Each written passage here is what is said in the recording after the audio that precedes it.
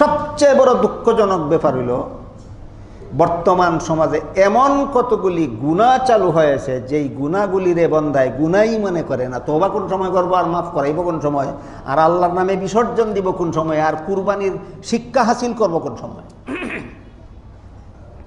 যে সমস্ত গুনারে বর্তমান সমাজে মানুষ গুনাই মনে করে না, এর মধ্যে একটা গুনাহ হইল বেপরদা চলা, একটা গুনাহ হইল গান বাজনা, একটা গুনাহ হইল মানুষ পশুর ছবি গড় লটকাইয়া রাখা অথবা মোবাইলে সংরক্ষণ করে রাখা। মানুষের ছবি, জীব জানোয়ারের ছবি মোবাইলে সংরক্ষণ করে রাখা বিনা দরকারে, বিলাসিতার জন্য। হাদিস শরীফে রাসূল করিম সাল্লাল্লাহু আলাইহি ওয়াসাল্লাম বলেন, যেই ঘরে বিলাসিতার কুত্তা থাকে আর যেই ঘরে বিলাসিতার ছবি থাকে সেই ঘরে রহমতের ফিরিস্তা কিয়ামত পর্যন্ত প্রবেশ করবেন না। যারা ঘরে ছবি লটকাইলে আছে এরা এটা গুনার কাজ। এটা যে গুনাহ, এটা গুনাহ মনেই করে না। যাদের মোবাইলের মধ্যে ছবি সংরক্ষিত আছে এরা এটা গুনাহ মনেই করে না। যারা গান বাজনা শোনে এটা গুনাহ মনেই করে না। যারা বেপরদা চলে এরা গুনারে গুনাহ মনেই করে না। আরও কিছু গুনাহ এমন আছে যেগুলি যে গুনাহ মনে করে না তো করেই না, এটা যে গুনাহ তারা বোঝানিও দেয় না।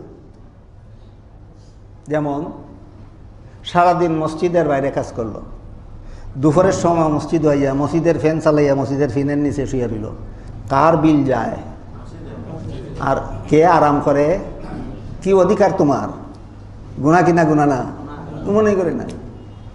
আরেকটা উদাহরণ, সহজ উদাহরণ, মসজিদের হাউজে উজু করতে আসলো, মসজিদের তবিলের পয়সা খরচ করে মসজিদের পানি আনা হয়েছে উজু করার জন্য। মসজিদের পানিতে যদি অন্য কিছু দেয়, মসজিদের হাউজের পানিতে যদি নিজের কাপড় দেয়, মসজিদের হাউজের পানিতে যদি গোসল করে, মসজিদের হাউজের পানি সাইডে দিয়ে যদি দাঁত মাজে, এদিক দিয়ে দাঁত মাজতেই আছে আর এই দিক দিয়ে টেপের পানি ভরতেই আছে। তোমার বাপের পয়সা না মসজিদের পয়সা? সব না গুনাহ? কে কারে বুঝাইবে? বর্তমান জমানার বেশিরভাগ মানুষ ওগুলোই 3.5 হাত, কে কার কথা নিত আর কে কার বুঝ নিত? আমি কম বুঝিনি তোমার থেকে। একদিনের ঘটনা আপনারা একটা কই। এক জায়গায় সফরও গেছি, রেল স্টেশনও গেছি, আসরের নমাজের টাইম হয়েছে, স্টেশন মসজিদও গেছি, আসরের নমাজ পড়তাম। গিয়া দেখি জমাত হয়ে গেছে, আমি আমার নমাজ একা একাই পড়তেছি। আমার পাশে একটা লোক ইয়া দাঁড়াইছে নমাজ পড়তে, সে তার নমাজ পড়ে। আমি 1 রাকাত পড়তে পড়তে তার 4 রাকাত শেষ। রুকুত যে যায় আঁটুর মধ্যে দুইটা, আঁটুর মধ্যে 2 হাত দিয়া 2টা গসাই দেওয়া সেজদার জায়গা আর ফিরত আয় না, আর সেজদার গিয়া সেজদার জায়গার থেকে তুলে না, মাথাটা 2-4 আঙ্গুল ওটাই আবার দপ্পরে ছেড়ে দেয়। এইভাবে নমাজ ফিরে সাইডা ইচ্ছা মতো বইয়া বইয়া তসবি দফে তসবি পড়তে পড়তে আমি আরও 3 রাকাত পড়ছি। আমার 1 রাকাত নমাজ পড়তে সে 4 রাকাত নমাজ পড়ছে, আর তসবি পড়তে পড়তে আমি বাকি 3 রাকাত পড়ছি।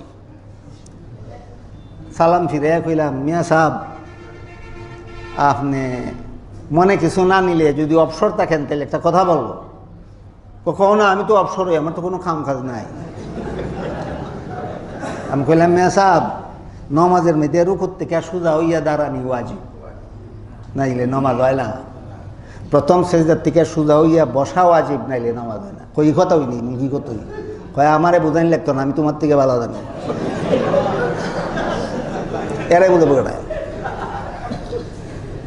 মসজিদের ফ্যান ছেড়ে যদি আইয়া রেস্ট লয়, মসজিদের বিল খাটাইয়া যদি নিজে মসজিদের বাতাস বুক করে, নমাজের সময় হয় না কোনো কারণে, এরা বুঝাইব না। বুঝাইতে গেলে কইব তুমি আমারে বুঝাই লাগতো না, আমি তোমার থেকে বেশি বুঝি। হাউজের ফানি চাইলে যদি ব্যক্তিগত কাজ করে, হাউজের ফানি যদি অপচয় করে, তারা বুঝাইতে গেলে কইব আমারে বুঝাই লাগতো না, আমি তোমার থেকে বেশি বুঝি। গুনাহ কতভাবে মানুষে করে।